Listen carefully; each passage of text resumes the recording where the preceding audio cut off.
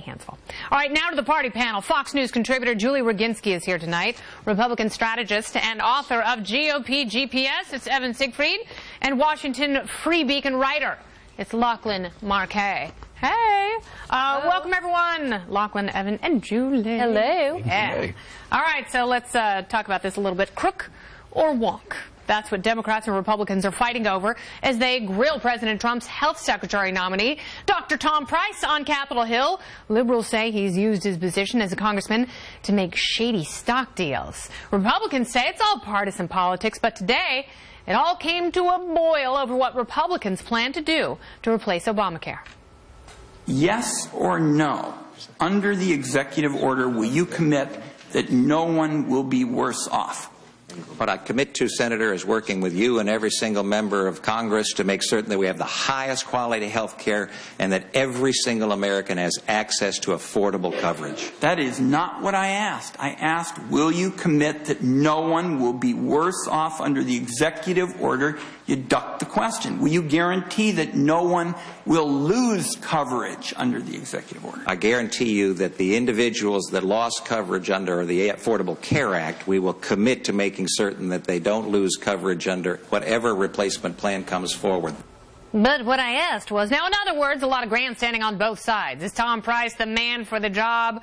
What do you think? His second day of scrutiny, how's he holding up? Well, that question specifically, I think, Republicans sort of, they have this tendency to want to overpromise on whatever is going to replace Obamacare. And I think it's a mistake to say that nobody is going to lose coverage, because a lot of Republicans during the legislative stages might have said it's not the federal government's job to ensure that everyone is being covered. I think the overriding goal should be reducing the cost of health care and making it more accessible to people. And then Dr. Price hinted at that. But I think focusing on the cost question is going to win over a much larger segments of the American public than focusing simply on the number of people who are being covered. Yeah. Because just because you're forced to buy health insurance, if it's unaffordable, you're not in a better position than you were beforehand. And I think that's the message. Yeah, and with that executive order that the judge and I were just talking about, now people realize that perhaps they don't have to comply with that individual mandate. Let's talk a little bit about Price and Democrats, of course, going after some of these questionable stock deals. Is that ultimately to keep him out of a job so he can't personally dismantle the ACA, which is something he knows so much about? Democrats know that Tom Price is ultimately going to be confirmed as Health and Human Services Secretary. Yeah. What they're trying to do is promote character assassination so that they can use anything that ever comes out of Tom Price's mouth, any plans for replacing Obamacare, and they can say it's tainted because the man himself is tainted. Yeah. When you look on the surface of these suspect stock trades, it actually does look a little weird, but when you actually examine what they were, it's completely fine, and it's done by everybody in Congress. It was a stock trade made by a Morgan Stanley broker for $2,900. Only $2,900. Yeah, but still, and you can somehow have 11 days violations later, for a lot less than $2,900. yes, but I don't think Tom Price is going to go out and do that when he's worth $15 million by his own financial disclosures. This has been debunked by National Review and the Federalist. So, all right. So, Julie, what do you make of all this, and how important are these questions about his stock portfolio to the future of health care in this country? Well, they're important. Evan's right in the following sense. People on both sides do this in the House. It doesn't mean that they should, or in the Senate for that matter, too. It doesn't mean that they should. I mean, Tom Price could have directed his Morgan Stanley broker not to trade stocks that are in the healthcare sector because he does have so much to do legislatively with the healthcare sector. But it's not illegal. So to your point, it's not something that both sides don't do.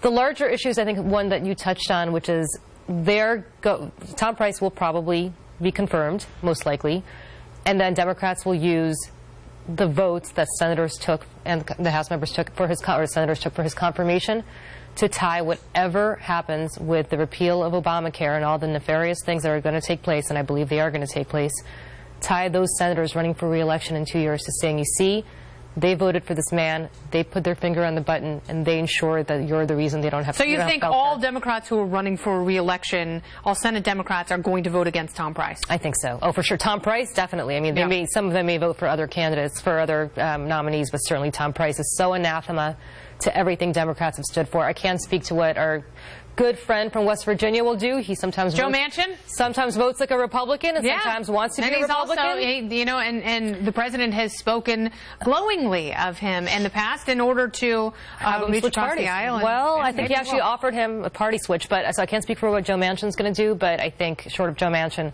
everybody's going to vote against Tom Price. All right, but it just goes to show how highly politicized the ACA is. And obviously it's going to have a different name, but it's not going to have any different level of tension within the parties. And that's exhausting for most people who are sitting there going, I just want affordable insurance. Like, that's what I was promised. I don't have it. And maybe you guys don't even have a good alternative.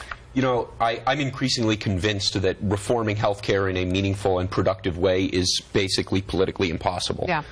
And I think if a piecemeal approach had been taken back in 2009 and 2010, it would have been easier, to have more consensus measures and more compromise votes that might have had some Republican buy-in, and you wouldn't be in the situation where we'd be repealing the whole thing wholesale, which I think is very not just politically distracting, but also a very disruptive process for a lot of Americans. So that's very problematic. Yeah, and I think there really is no good outcome here. Yeah, no, but that was part of the design, and unfortunately, to Julie's point, that is how Washington works, and that's why people are frustrated. Well, the party panel is returning later, and I mentioned